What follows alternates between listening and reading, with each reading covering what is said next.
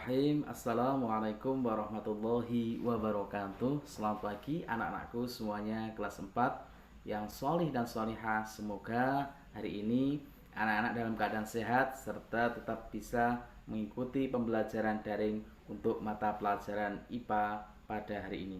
Anak-anakku semuanya kelas 4 yang saya sayangi, sebelum memulai pembelajaran hari ini, marilah kita bersama-sama berdoa kepada Allah Subhanahu wa taala. Semoga diberi kelancaran dalam pembelajaran kita hari ini. Berdoa mulai.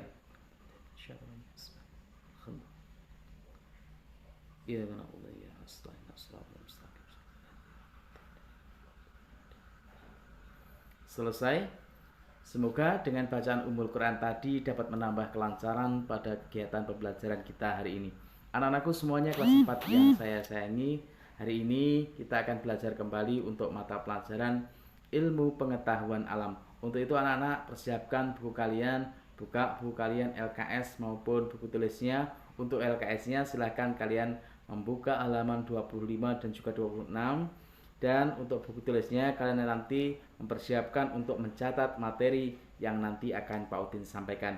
Untuk hari ini anak-anak kita akan belajar mengenai pengaruh gaya terhadap bentuk benda. Untuk itu anak-anak kalian simak baik-baik penjelasan dari Pak Udin mengenai pengaruh gaya terhadap bentuk benda. Pengaruh gaya terhadap bentuk dan gerak suatu benda. Pengaruh gaya terhadap benda. Yang pertama, gaya dapat menggerakkan benda yang diam. Yang kedua, sebuah gaya dapat membuat benda bergerak menjadi diam. Yang ketiga, gaya dapat mengubah kecepatan gerak suatu benda. Yang keempat, pengaruh gaya yaitu mengubah arah gerak suatu benda. Dan yang kelima, gaya dapat mengubah bentuk benda. Itulah anak-anakku semuanya pengaruh gaya terhadap suatu benda. Selanjutnya Pak Udin akan memberikan contoh-contoh pengaruh gaya terhadap suatu benda. Di sini ada gambar seorang anak sedang mendorong gerobak. Kegiatan ini merupakan contoh gaya dapat merubah benda diam menjadi bergerak.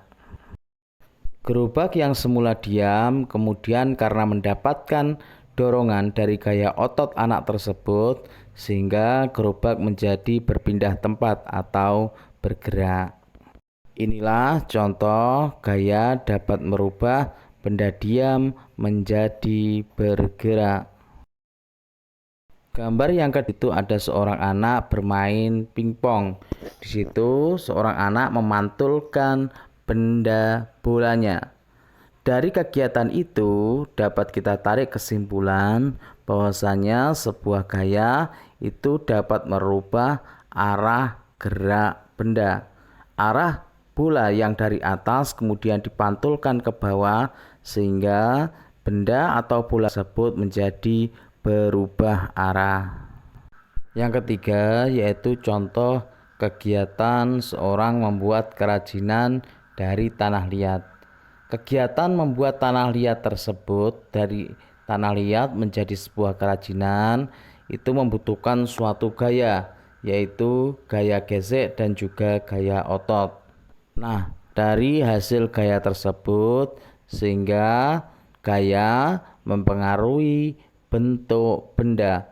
Benda dari tanah liat yang semula berbentuk tidak beraturan menjadi bentuk sebuah kerajinan, kendi ataupun benda-benda kerajinan yang lain. Itulah contoh gaya dapat merubah bentuk suatu benda.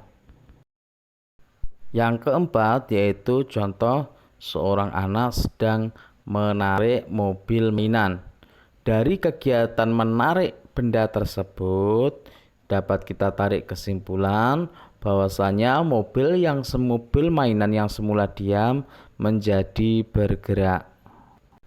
Nah, contoh kegiatan ini merupakan bukti bahwasanya sebuah gaya dapat membuat benda diam menjadi bergerak. Hal itu karena di situ ada gaya tarik atau gaya otot dari seorang anak. Berikutnya, perhatikan peristiwa gerakan benda tersebut. Di situ ada gambar seorang anak sedang mengayuh sepeda. Pengaruh gaya terhadap gerakan benda antara lain yang pertama yaitu gaya mengayuh mengakibatkan sepeda menjadi bergerak.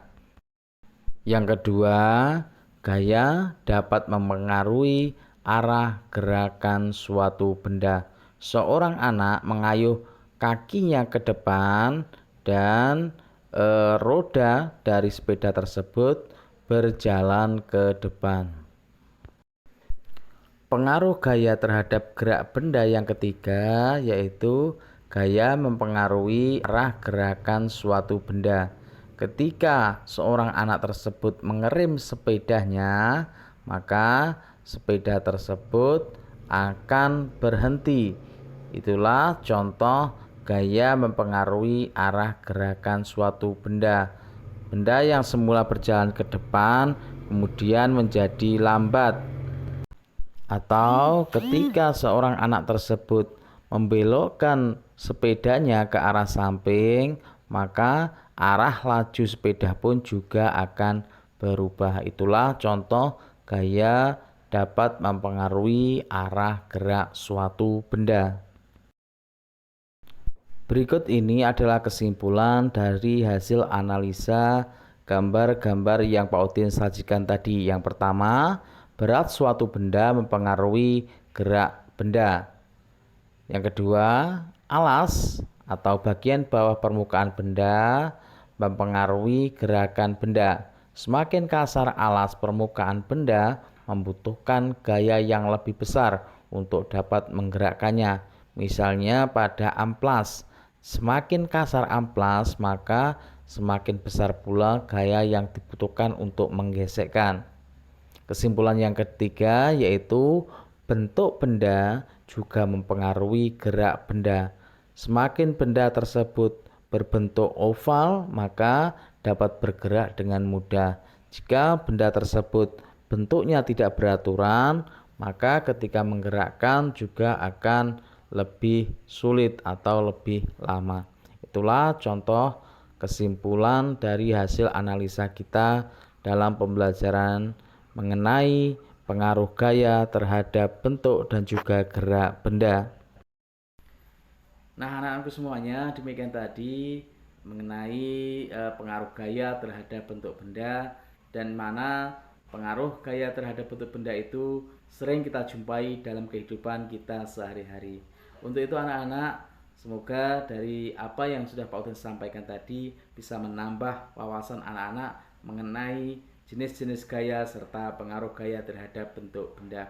Mungkin itu saja kegiatan pembelajaran kita pada hari ini. Semoga apa yang saya sampaikan bisa bermanfaat dan marilah pembelajaran kita pada hari ini kita tutup bersama dengan bacaan tahmid hamdalah. Alhamdulillahirabbil alamin. Akhirnya wallahu muwaffiq ila aqwamit thoriq. Wassalamualaikum warahmatullahi wabarakatuh. Tetap semangat dalam belajar. Ringkasan materi silahkan kalian tulis. Pengaruh gaya terhadap benda.